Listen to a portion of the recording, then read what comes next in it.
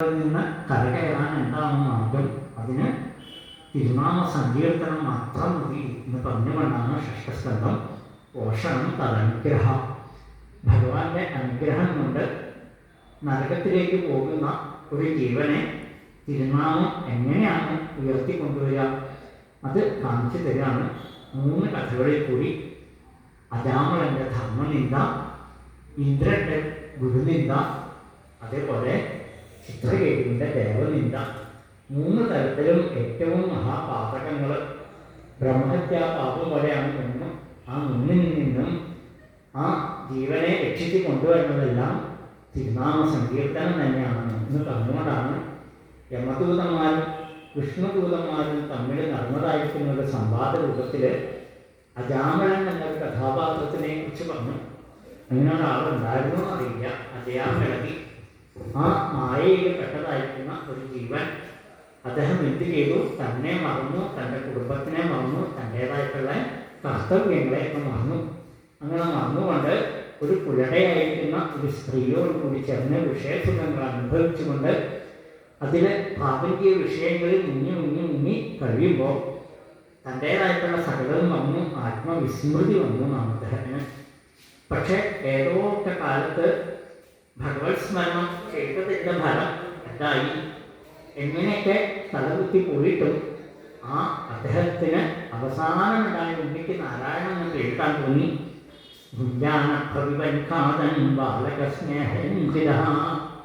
നടക്കുമ്പോഴും ഇരിക്കുമ്പോഴും ആഹരിക്കുമ്പോഴും എല്ലാം നാരായണനെ കുറിച്ചുള്ള ചിന്തകളായിരുന്നില്ല. നാരായണ എന്ന നാമം ജപിക്കാൻ ആ മാധുര്യം, ആ മാധുര്യം അതങ്ങനെ നാവിൽ തത്തി കളിച്ചു എന്നാണ്.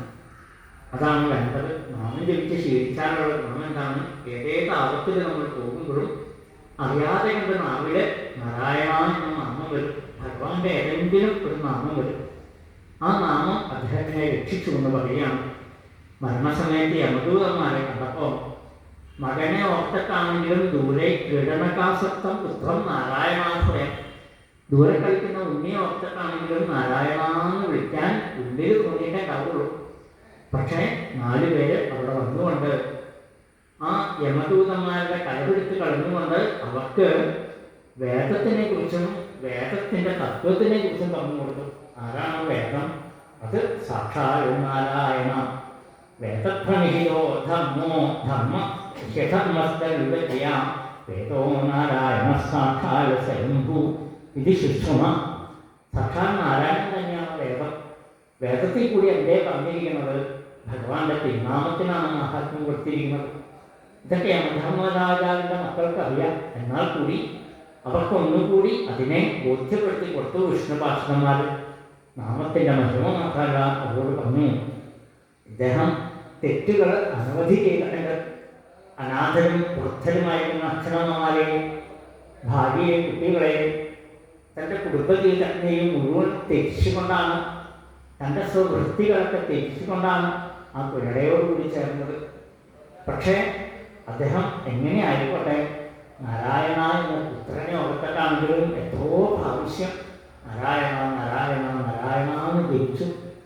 അതിൻ്റെ ഫലം ഇല്ലാതെ കൊണ്ട് പറ്റുമോ? സാങ്കേത്യം പാരിഹാസ്യം വാ സ്തോഭം ഹേളനമേവ വാ വൈകുണ്ഠനാമഗ്രഹണം അശേഷാപഹരം വിധു. സാങ്കേതികമായിട്ടോ അവഹേളിച്ചുകൊണ്ടാണെങ്കിലോ ഏതെങ്കിലും തരത്തിലാണ് ഗുരുത്വത്തെ ലഘുത്വം വലുതായിട്ടാണെങ്കിലും ചെറുതായിട്ടാണെങ്കിലും മനസ്സിലാണെങ്കിലും ഭഗവാന്റെ തിരുനാമമാണ് ജയിക്കുന്നത്. അതുകൊണ്ട് എല്ലാ ദുഃഖങ്ങളിൽ നിന്നും പാപങ്ങളിൽ നിന്നും അയാൾ കരകയറുന്നു. നിങ്ങൾക്കത് അറിയില്ലെങ്കിൽ നിങ്ങൾ നിങ്ങളുടെ നാഥനായിരിക്കുന്ന യമധർമ്മരാജാവിന് ചോദിച്ചു വരൂ. എന്നിട്ട് ആൾക്കാരെ പറഞ്ഞുവിട്ടതോടുകൂടി കൃഷ്ണഭാഷകന്മാരുമായിട്ടുള്ള ഈ സംവാദം തിരുനാമത്തിൻ്റെ മഹിമ മരണസമയത്തും അദ്ദേഹത്തിന് തൻ്റെ ചുവട്ടിലൊന്ന് കേൾക്കേണ്ടതെന്ന്. അതാണ് ഗുരുവായൂരപ്പൻ്റെ അനുഗ്രഹം. മരിക്കുന്ന സമയത്ത് ഭഗവാന്റെ തിരുനാമം ജപിച്ചുകൊണ്ട് അത് കേട്ടുകൊണ്ട് നമുക്ക് ശരീരപ്പെടാകാം.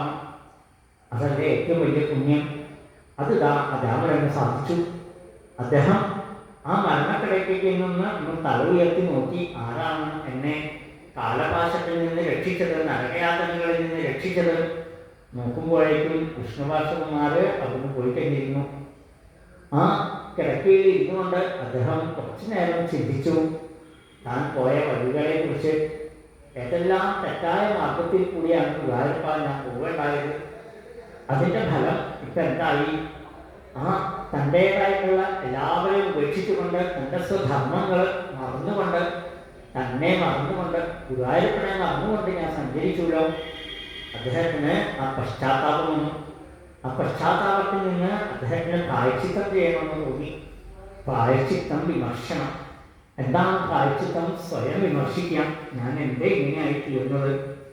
മറ്റൊരാൾ വിമർശിക്കുന്നേക്കാൾ നല്ലതാണ് സ്വയം വിമർശനം.